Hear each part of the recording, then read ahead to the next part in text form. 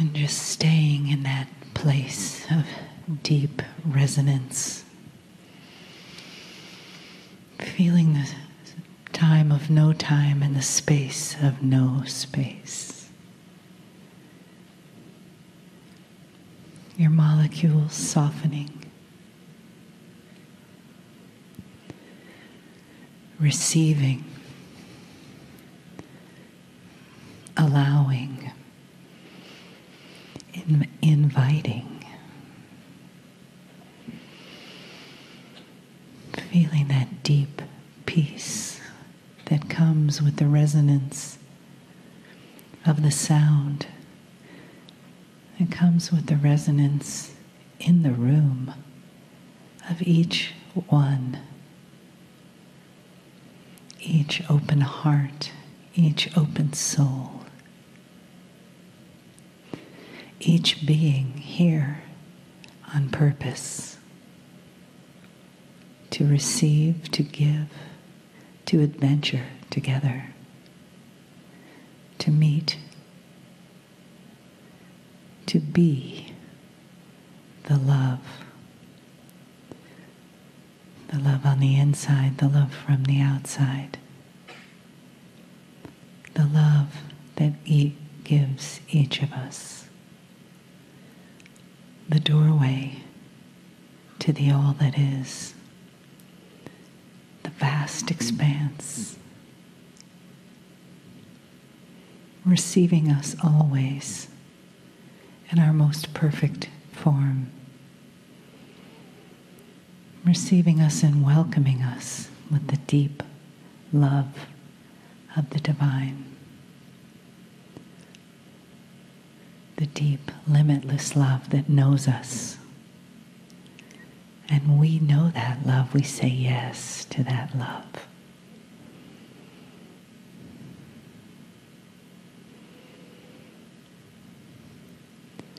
Allow yourself just to float into the arms and the heart of that limitless love.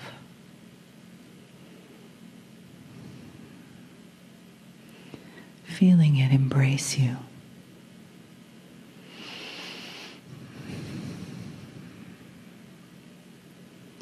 Giving to your receiving, receiving to your giving, to your gratitude. And from that place of peace and expansion,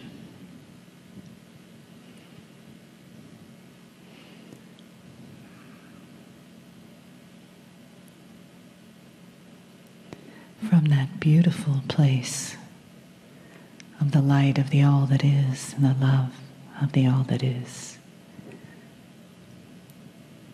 we give our hearts and our gratitude to the energy of this day and the energy around us now as we receive the loving message of Kryon.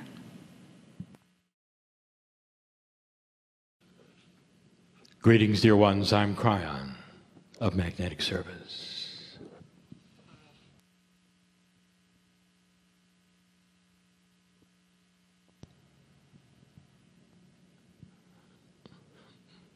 In the last years, in the last months, we have been telling you about shift and change. We've given you concepts that are new and have not been here before. Esoteric information. We've given you about that which we call the Akash. We've told you that which you learn in this lifetime will be carried to the next, and you will awaken with the wisdom and the knowledge of it. We've told you this, that the cycle of life itself is shifting and changing, that you will awaken differently next time than you woke this time. We told you that the earth is in a different place in space, that the energies that the earth will experience will enhance the heliosphere, that the sun will change its energy, which in turn will change that which is magnetics of the planet. You will awaken in the soup of magnetics, which tempers your consciousness in an allowance of new things. Shift. But all through that, there's confusion. This morning we said the words, you don't know what you don't know. A fool does not know he's a fool, because there has been no higher experience than that which you've had. When you speak of cycles, dear ones, there is an assumption, even in science, that the cycles that you go through will be the same. And whether you are applying these things to the weather, to economics, or whatever, you have that idea that the cycle will be the same. In physics, it is. Anything in a cycle repeats itself in the cycle. When you look at that which is sound, when you look at that which is vibration in the air, when you deal with cycles of things, you see the same cycle repeated and repeated and repeated. But dear ones, what makes this different is that the cycles that you are studying, the cycles that you are claiming, and that the ancients talk to you about, the very energy you sit in 2016, is not guaranteed to be a repeated cycle at all. Oh, it's a cycle. But you've got choice you never had before. Choice you never had before. A higher vibrational consciousness is available in the toolkit of those who are awakening to wisdom. Wisdom that has not been here before. Wisdom that is not just in the light worker. Wisdom that is the common man and woman. A wisdom that is actually already happening on the planet. A wisdom that is preparing itself for 2016. Now let us review what we've said about 2016. In this, the second channel of this year, we do a review for a moment. We said this morning that numerologically you're looking at a catalytic year. But in that which is cyclical, that which the stars will tell you, when you look upon them, that which you would study on the planet, which is the cycles, 2016 is more, much more. It is the energy of the 9. It is a completion year. The completion of many cycles together. The teacher Greg has brought this to you, has showed you the science, and has actually opened the door for me to say these things that I'm saying to you now. The cycle can be different. And that's what I want to speak on right now, just for a moment or two. When you don't know what you don't know, if you've never done it before, it can appear to be one thing when it's another. If all you've known at the end of certain cycles and the beginning of others is confusion, or fear, or darkness, there will be those who will say, well, here it comes again. The darkness, the doom. And then there will be those who sense and feel it's different. Oh, it's the cycle. Oh, there is that which occurred before, but does not have to occur again. Some years ago, I prompted my partner to put out that which is the information on the new children. More than 10 years ago, notice it was that the children are different.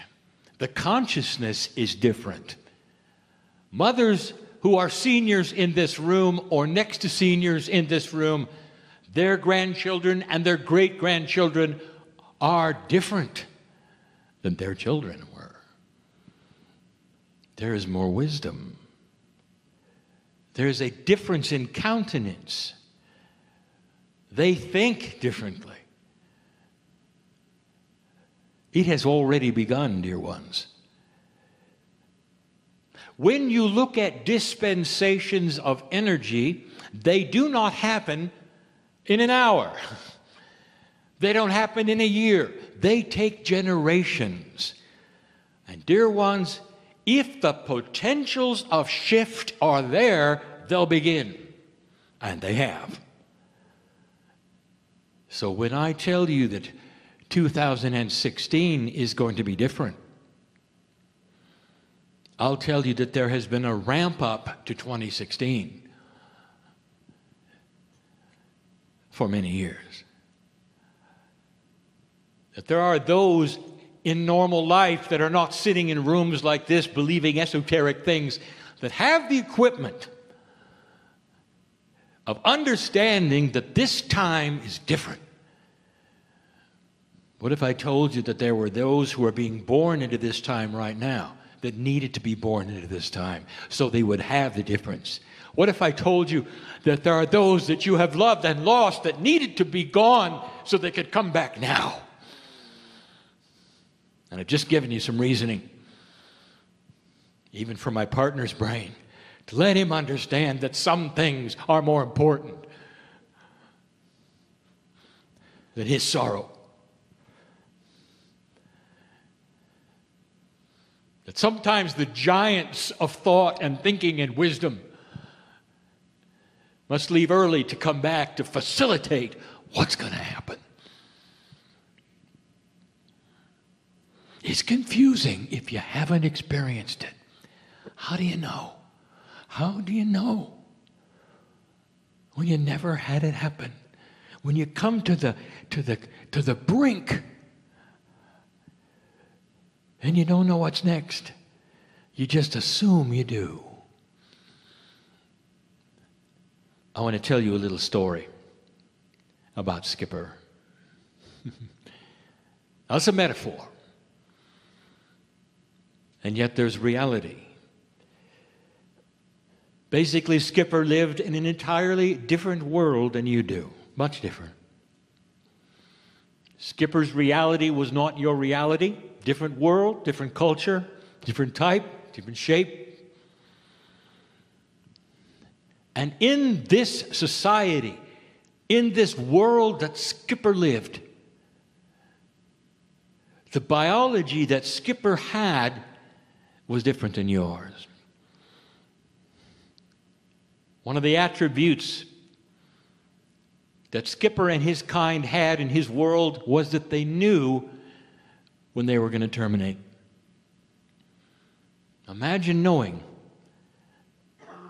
just days before it happens that you're leaving. Imagine knowing so much, so clear that you could say goodbye, that you could prepare for the end.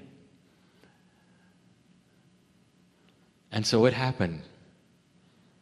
Skipper lived his life, and it was a good life. And then he got the signal that was in his biology that it was time to go. Skipper did what he knew, what all the others knew, what he intuitively sensed he had to do. He stopped eating. This was part of the trigger of the shutdown of his biology. And everything in Skipper knew that it was the end. There was no suffering. It was normal for this to happen, but it was the end. Skipper didn't really understand what was going on. He knew he was leaving. In his world and in his kind and his type, it may sound strange, but remember, cultures are different. Skipper made his own coffin. It was beautiful.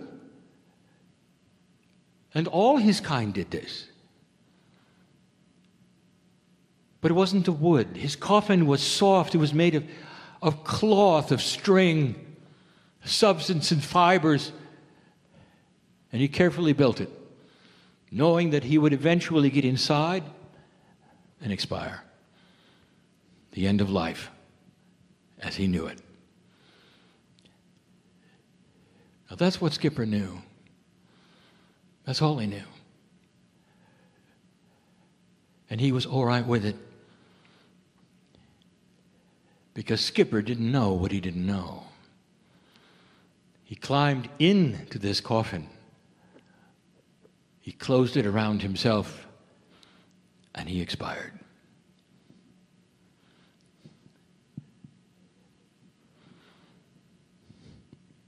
Or did he? Come with me to his coffin for a moment, for it didn't last long. The coffin started to move. And then it exploded into color. And Skipper was reborn as a butterfly. He didn't know that, did he? Is it life after death, or is it life after life? Is it a paradigm that was hidden on purpose? What would he have done if he had known? Would he have even gone through it? Skipper was Skipper, but he was different because now he was beautiful and he could fly. And so are you. A change that is so grand that you don't know it. And it's never happened before. Not to humanity. Not in this way. And there's no guarantee. And we've said this over and over. No guarantee. This planet has free choice to go the way it goes. But the potentials have been put in place by you in such a way that we can predict it's all going to happen. This is literally the beginning of a society you've never seen in any cycle ever. And it's going to happen slowly and painfully. Because you don't know what's next, do you? I want you to be peaceful in what's taking place, no matter what you see. There are some oddities about low energy and higher energy. The low energy cannot see above itself. If a low energy culture or society or human being is exposed to a higher energy culture, it cannot see it. It does not understand it. We even told you that darkness is dysfunctional because of it. We gave you the examples of some of the things that are happening on this planet that are fearful for you. The darkness seems to have arisen suddenly, and we've told you about it. It's been predicted. Dear ones, if it's predicted, you can prepare for it. Did you hear that someplace? You can understand it, you can be ready for it, and you don't have to fear it. I want to show you one more time,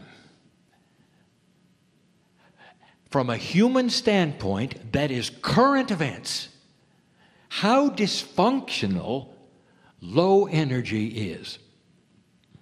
How illogical low energy is. And in order to do that, I'm going to give you a piece piece of information and channeling that I gave you before, but now it's germane to current events.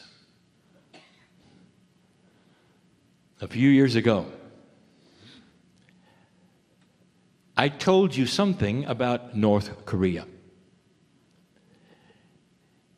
That when the father died, the son would inherit everything, including the countenance, the army, and the egotism that he had learned from his father.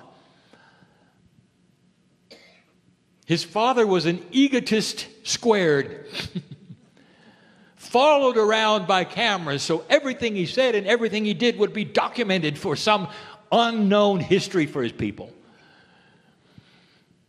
He would swell up in pride and say things that didn't mean anything, and then retire thinking he was prophetic. He was dysfunctional. He was like some god of his own creation.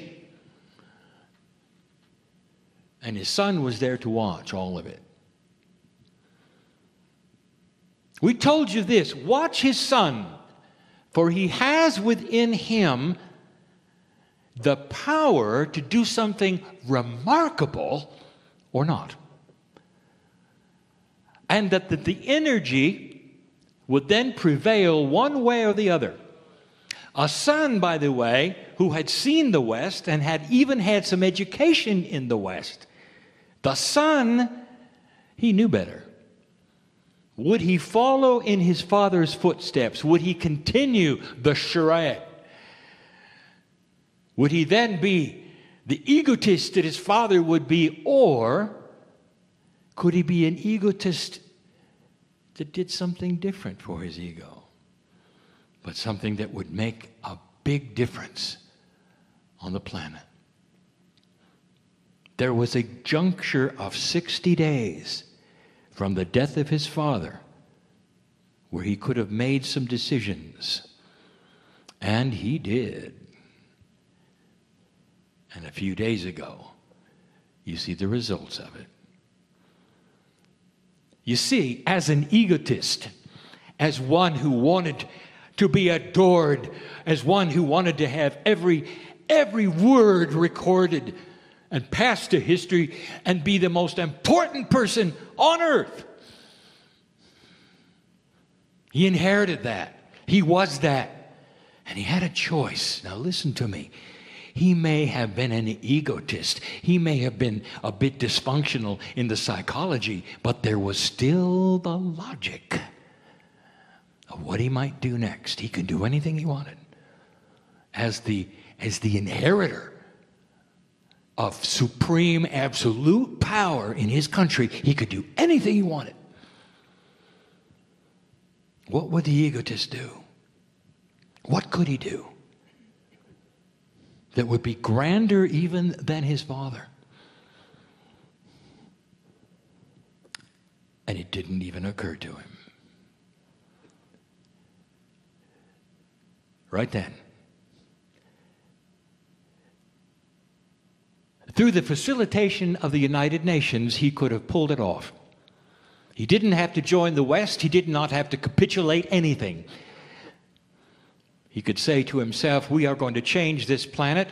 We are going to create a bridge between the South Koreans and the North Koreans. We could unite family. We could dismiss the nuclear arsenal. We could bring abundance to our people. We could disarm all of the fear of our country and what we might do instantly. I can be the most important peacekeeper on the planet. They will applaud me at the United Nations. My picture will be on every single magazine. I'll get the Nobel Peace Prize. And he didn't. Because it's dysfunctional. Low energy cannot see things that are higher than itself. You see this? And so he increased the fear. And he went down a path, dear ones, that will be his own destruction, and it may happen sooner than you think. As the pariah of old energy, along with others who have said the same things, a dictator who will enslave his people so he can have more weapons. And dear ones, the earth is not going to agree with that, because the planet has already decided where it's going. Are there tough times with this? Oh, yeah. Is there going to be another war? Perhaps, but it'll be quick, decisive, and different than you think. Because this planet is headed for something that it can feel. Can't you feel it? There'll be those who hear this, even in this room, who hear this and say, I don't understand. Have you looked at the news? Did you realize we have 2 Muslim countries that just separated? Do you realize the impact of that? Where is Mecca? And can all of those who wish to worship at the right time go there now or not? What is that going to do? Think about it. The sides are being drawn, and I said they would be. I said there could be no more fence sitting. And you're starting to see it now. Things are coming to a head. You can't sit around and do nothing. You must take sides. And those who don't take the sides will be seen as weak. And the sides that you're going to take is that either a high consciousness of what is going on this planet, or the same old, which is the energy of darkness as always the way it was. The cycle is not going to repeat the way it always has. This is the message. That's planetary. What about personal? We're going to look at that tomorrow. What does the cycle mean to you? What is 2016 going to bring to you that is different than you thought? We said it this morning. What is it that you think that is permanent with you? Simply because all the cycles of life said they were before. What is it that you might have in your body going on physically, health-wise, that you believe has a cycle, and you bought into it to the degree that you're so afraid of it, it's going to happen? Or not? I want you to talk to Skipper. I want you to see his beauty, and as he flies around your head, singing his song in his own way, he'll say, I didn't know. I laid down to die. I built my own coffin. And now I'm beautiful. Because I didn't know. This is what we predict. Think on these things with beauty, even uncertainty, but understand things are not always as they seem. For today. And so it is.